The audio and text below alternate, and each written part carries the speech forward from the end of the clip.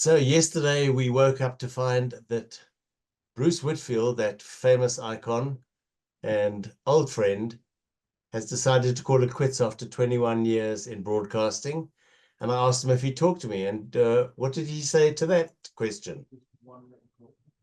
I said, well, I've got nothing else to do. Might as well talk to you, really. Thank, thank you, Bruce.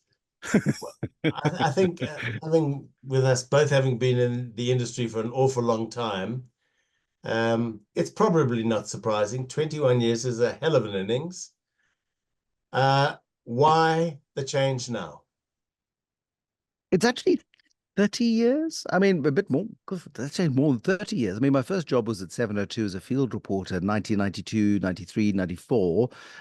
So that was through Chris Harney and the elections of 1994 and the aftermath of that. And then I went off to London and worked in radio there for a couple of years, married my university girlfriend, and then, got back to South Africa and decided to do financial journalism. It just made sense to specialize a bit. Started at MoneyWeb in the year 2000, and 3 years later, had a conversation with Primedia and I said, are you looking for somebody? They said, as a matter of fact, we are. And I started doing market reports in the morning and the afternoon, and got a call one day saying, come upstairs, the consultant needs to see you. All right then. Monday, you're doing 20 minutes with David O'Sullivan, who's also a storied teller. And he'll do 20 minutes of news. You'll do 20 minutes of business. He'll do 20 minutes of sport. We'll call it the world at 6. Okay. About a month later, I was called in going, it's not really working. I said, thank you very much. Well, it was lovely to have the opportunity. And I got up to walk out. I said, well, on Monday, because Ian Grace's favorite day of the week, I think, is Monday, you're going to do an hour. He was an Australian fella. And I said, well, right, fine, okay. And it was awful. It was really horrible. I mean, it was chief executives, wall to wall, PR agencies punting their CEOs. And so we did that until 2010. And then I got called into a meeting. You need to do 2 hours. All right, then. And then it required a very serious rethink, because there just simply isn't enough material for 250 days a year of 2 hours of business radio. And that caused a complete rethink of how to do business radio. And it's seriously been fun. And so creating features, because I just get bored of, I mean, lovely people, chief executives, don't get me wrong, but it gets a little bit repetitive. Results and up, resulted on. Ultimately, it doesn't really matter. What's interesting, what's useful to people. So I crafted the idea of, if it is interesting, then we do it. If it's important and it's not interesting, then we don't do it. If it's really important and not interesting, I'll mention it in 2 lines, and then we move on to something that's more interesting. And so what we try to do is craft something that is important and interesting, and if all else fails, just interesting. And people seem to have liked it, which has been really gratifying. I think for me, as a just an ordinary everyday guy who runs a little business, you just somehow had the ability to put your finger on what it was that would interest me as that ordinary guy in the street. And the detail, there was enough of the detail that the people who needed the drilling down got that as well. And I think I remember the first time we met, President Place, so that must have been MoneyWeb days, back with Alec Yeah. Polk, am I right? We both wore younger men's clothes in those days. Oh, And no, no. Mine are tighter, but they're still a younger man's clothes. mine are Yes. also shrinking. But what amazed, what I felt about you then was that you were definitely on something that we all needed. I was convinced that you were taking some kind of stimulant, because I've never known in all my life, and you haven't changed, that boundless energy.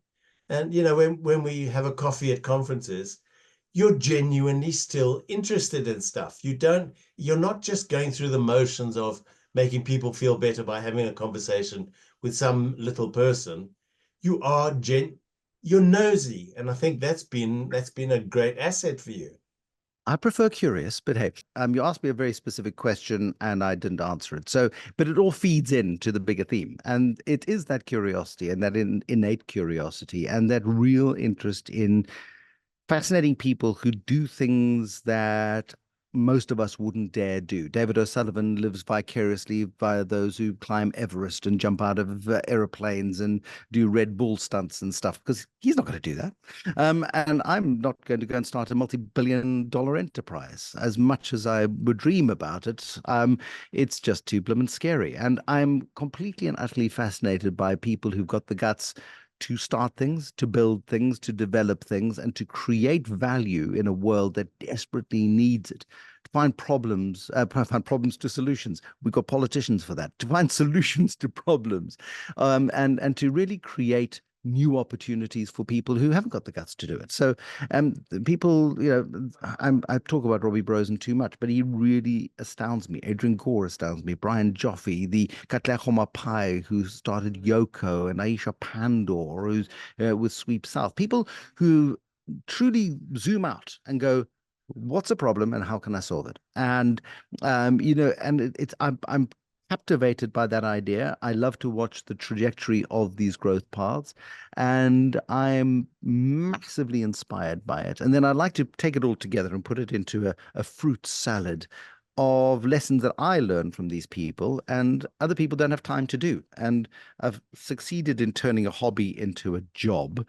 And what I found in doing 2 hours of business radio each and every single day, Monday to Friday, is I've never had to bath my children, and so you miss out a lot. And what I never really appreciated during the process was just how much I was missing out on, and also the number of opportunities you miss out on, because the number of opportunities that come through and say, we need you to speak at 3 o'clock at our conference in Magaliesburg or in the Drakensberg. And you go, well, terribly sorry, I can't do that because I need to be in studio by 3 o'clock at the very latest. And I am in the breaks busy beavering away and working on my scripts and making sure that I'm prepared for the radio.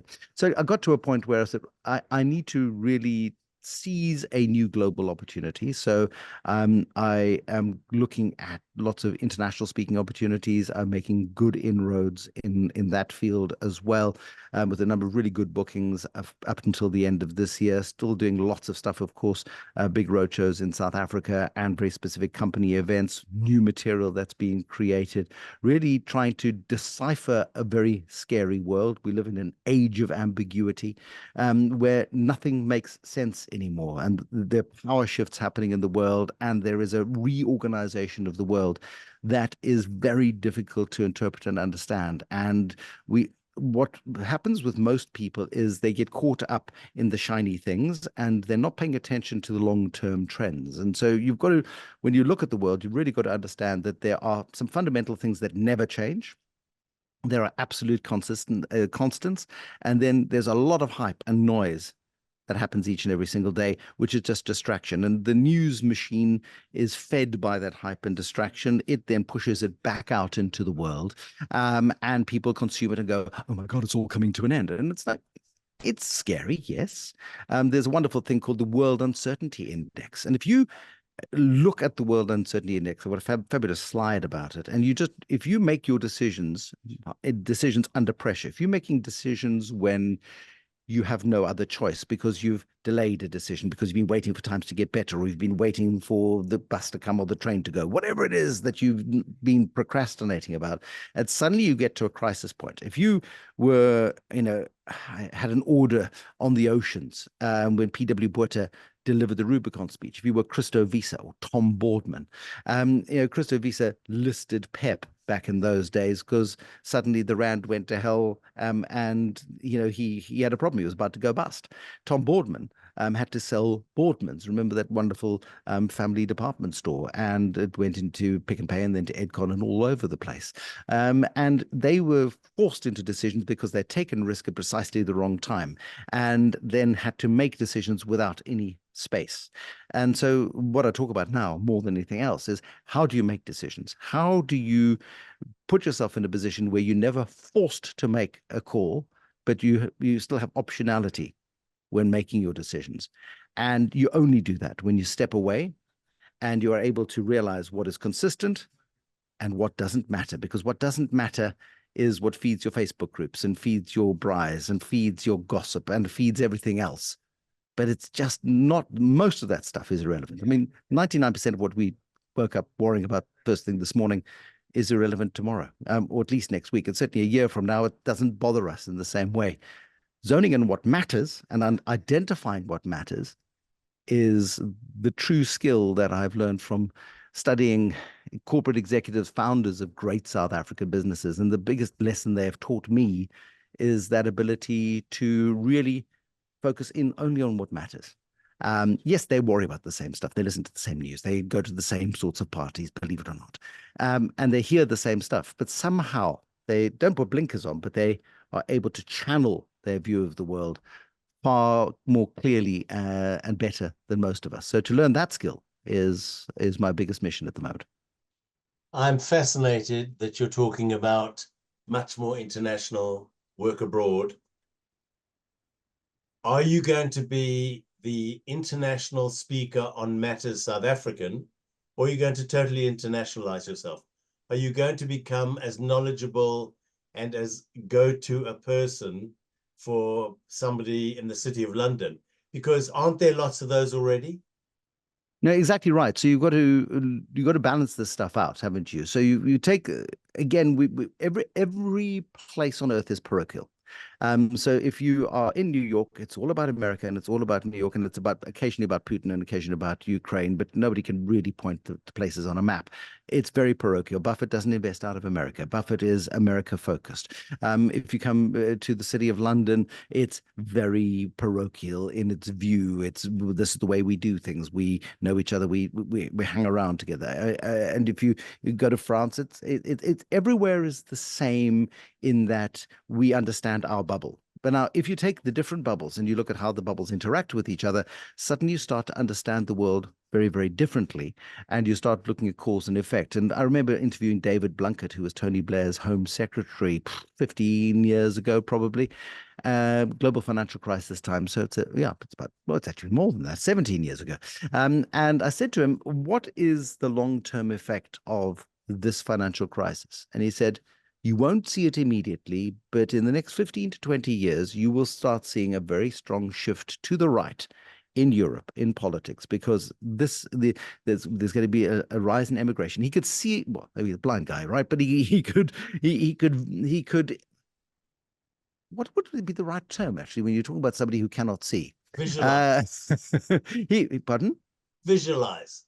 He can't visualize because he can't see, but he could imagine the future in a way that I found completely fascinating. Here was a guy who was unable to see anything, but his ability to analyze and interpret the world was not impeded one bit. Why? Because he understands human nature. He understands that things don't change. Our base instincts are the same. They've always been the same. It's about survival. It's about winning. It's about protecting our families. We're quite tribal, for want of a better word, and we go into our protective zones when things get scary. And so once you understand that, and then you translate that, and one of my talks in How to Thrive at the Edge of Chaos, I was in the Melrose Art Gallery there about 6 months ago, and I stood in front of a picture, and I just went. Suddenly, it all fell into place. And a South African artist called Gavin Rain.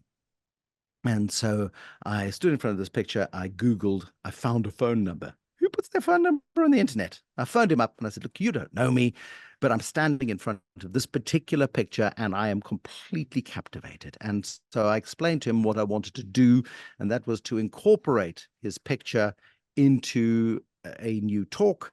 And he's a pointillist. So pointillism came about as part of Impressionism, but it's little dots. So if you imagine old newspapers, the pixelated pictures of newspapers, if you looked at them really close, all you saw was little black and gray dots and white dots. And you had to get away from that picture in order to appreciate the entire image. And as a pointillist, and he paints portraits of people, famous people. So he's got lots of Marilyns. And so one particular portrait, and I stood there and I went up to it and I could see one dot. And then you get further away and you see 4 dots, 5 dots, 6 dots. And only once you're standing 4 or 5 meters away from it, suddenly the dots Makes become sense. an image. Yeah. And that is a wonderful thread to take through a talk on chaos. And so amplifying. So I've taken that talk into Dubai. I've taken that talk into a business school in London. I've taken that talk into 2 boardrooms in London. And it infuriates the A-types because they believe they should be able to see the problem. There's one guy who sat on his mobile phone, because when you look at these images through a mobile phone, they become apparent more quickly because the digital image picks up the pattern better than the human eye. And he went, "That's the bit." And I could see, I said, "You're cheating, so don't shout it out now." And anyway, so it causes great interactivity, and it really keeps people engaged and drives in the message that you're trying to deliver. And that is that, one, you've got to connect the dots in the world. Another one is you've got to step away from the chaos. You've got to really be able to understand the base of human behavior and then zone out everything else in between. And the world becomes much clearer and easier to understand once you're doing that. So to answer your question, yes, I'm globalizing. Yes, I'm looking for international themes, but I will very specifically tailor make those international themes for the town, the country, the region, the company, in terms of what is your biggest problem? How can I help you solve that biggest problem? Oh, no, I can't solve that problem, but if you have this problem, I can address it. And there are some problems within businesses that are universal. The one is terrified staff who are frightened of the future. That's universal. People are worried about job security because the economy is uncertain. That is universal. So how do you bring perspective in a way that says to people, yes, things may be scary right now. Yes, there's deep uncertainty. Yes, it's all about the decisions that policymakers make, over which you have no control. You have one little vote in a sea of other people who think differently from you. Your vote may carry some weight if enough people share your worldview, and that will influence the way you see the world. And understand that, and then focus on what you can control, focus on what you can influence, and you will sleep far better at night, and therefore be more productive the next day and be more aligned to the promotion, to get you the higher salary, to get you the greater opportunity. And the lessons out of South Africa for the world, I mean, you just look at this very, very, very interesting, I'm going to use that word, democratic process that South Africa is going through right now. It is astonishing, astonishing that people who really ordinarily would not get along are being forced to get along. And it is the best possible outcome for South Africa. Nobody in the elections got what they wanted. Nobody got what they wanted. Some people got more, considerably more than they deserved. Some people got far less than they deserved. But ultimately, the ANC, which has squandered its opportunity and power, is now saying, we need friends to help us through this. Now, these guys, they're not going to like each other. They're not going to trust each other. I was giving a keynote talk at Mansion House in London the other day. Do you know that I was at Mansion House in London the other day? Yes, you mentioned it. I think you posted about it, and now you've mentioned it again. Yes, carry on.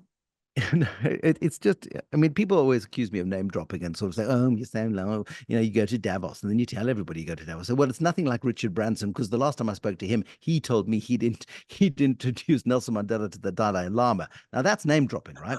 Okay, so I don't name drop, not like Richard anyway. So here we sit at Mansion House, and I've been asked to deliver this keynote, and it is a terrifying audience. I mean, I'm wearing a tux. I'm dressed like a debonair's waiter. They're all dressed like debonair's waiters. They don't know that they're dressed like debonair's waiters. They think they're very debonair. And you just have this thing. How do I bring a message with authenticity to this audience? So tell them stories of businesses that they know, connect dots of things that they can relate to, and blow their minds on authenticity, on purpose. And there's nobody stronger than that, and certainly one that people in the City of London can relate to, than Robbie Brozin, for example. So again, there are so many parallels. We can teach people so many things, and to take people through South Africa's democratic process, and you can see them graying as you speak. And I just go, you poor sad people, you have no idea. You have no idea of the magic that this brings, because you've never been as close to the edge as South Africans perpetually live under. Somebody wrote to Jan Smuts in probably 1946 or 47, just before the Nats took over in 1948. And they said, South Africa is that peculiar kind of place where things are never as bad as they could be, but never as good as they should be. And it's as true today as it was back then. 80 years later, we still never as bad as perhaps we could be, but It's also funny, frustratingly and maddeningly not nearly as good as we should be. And this is our chance to be as good as we should be. Well, two conversations I've had in the last couple of days, Peter Hain and JP Luntman, both, well respected in their areas. They both are saying exactly what you're saying. Here we are, once again, step back from the precipice, and in a very encouraging way, but it's not going to be an easy trip. I must No, mention, last night I was watching TV, an absolute random little clip comes up. One of those interviews with a famous sporting personality. What would you do if you didn't do what you do now? And this was a West Indian cricketer, and one of the questions to him was, they said, if you weren't a cricketer, what would you be? He said, soccer player. One of the questions was, what's your best cheat meal? And he said, Nando's. And I just thought, well, that kind of says it all. He didn't have to say it. He wasn't paid. He wasn't sponsored.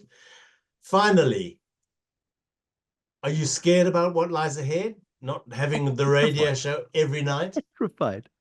But if you've any 2-year-old has got a little blankie and they rub it against their face and they've got a dummy and that's what helps them go to sleep at night. And the radio is that security blanket. It is that one thing that is constant, and I'm very deadline driven. I always have been. So if you don't give me a deadline, it won't happen. And the discipline of the daily deadline, I know that if I'm not at this level of preparedness by this time, it's going to be more adventurous than it should be. So there is a discipline that requires me to be in a place at a time and to have a level of understanding of the world each and every single day. And that discipline is very, very valuable. But that also then restricts you in what you really need and want to do, which is to write it's going to be a fabulous book of an ambitious, fast-growing South African company that is globalizing, but it's going to need me to do lots of international travel. And I could do the show remotely from, and I nearly disclosed where it would be, and that would give away too much, but certainly different time zones that I will need to travel to. And so I kind of figured, well, I could take a break at 11 in the morning in one time zone. I could actually do a show at 11 o'clock at night. If I had a nap in the afternoon, I could manage, but it just creates complexity, and it's not and I would also then not be able to give the focus to the book that I need to give it, and I also would not be giving the focus to the radio that I need to give it. Also, I want to be able to go and do late afternoon events, evening events, of which I have to turn down many, or have had to turn down many. Don't we And know? so it becomes an opportunity. And so it's a case of, yes, it's a big sacrifice. I'm going to miss it desperately. But you know this game, Stuart. You know that one day a presenter walks into the office and their finger doesn't work or their tag doesn't work, and there's somebody waiting with a box of belongings. It's a bit more American. But you get called to a meeting, and just every story I have heard from people I have loved, respected, and admired is the shock of being told that you're no longer going to present your show. And it is universal because it is such a lovely job. It is truly one of the greatest privileges that any human being can have. And to be told that you can no longer do that thing that you love so much, that is your identity because you've immersed yourself into it, and I've just seen some of the strongest people I know wither because they've lost that identity. And they get so angry because they feel like they've got so much more to give. And I knew a year ago that this was going to happen, and we've had conversation, but nobody takes me seriously, so it's okay. And 2 months ago, I actually wrote a note and I said, look, my contract says I don't have to tell you, but it's bad manners to not tell you. I'm not going to be renewing my contract because I need to do these following things. Please understand. We had a bit of a to and a fro, and they were very, very nice. And we talked about different options, but I knew that if I extended by another year, as much as I would love it, in a year's time, I may not be as sad to leave, and I want to be sad to leave. I want to feel slightly bereft, that I'm going at a time I want to go to do other things that require my full attention and time, that are also exciting and will allow me to focus in on the bits I really care about. And that's going to be the most exciting thing, is actually delivering stuff only that I want. There's some days, and you'll know this, where there's a 2-hour cavern and there's nothing happening. And so now you're taking things that are not interesting and you're going, how do I make this interesting? Well, this grain of sand is different from every other grain of sand in the world. Here's a sand expert. Let's talk sand. It happens. And I just don't want to have to talk about grains of sand anymore. Let's talk about brilliant people doing brilliant things. Let's take as much from them as we can. Let's put it into easy to understand, digestible chunks. Let us share the wisdom of the world with people all over the world in ways that they can use and apply. Let's put it into books. Let's put it onto the internet. Let's put it onto podcast platforms, and let's find markets, and let's find people who are also excited about this world is so exciting and there are just so many things to do.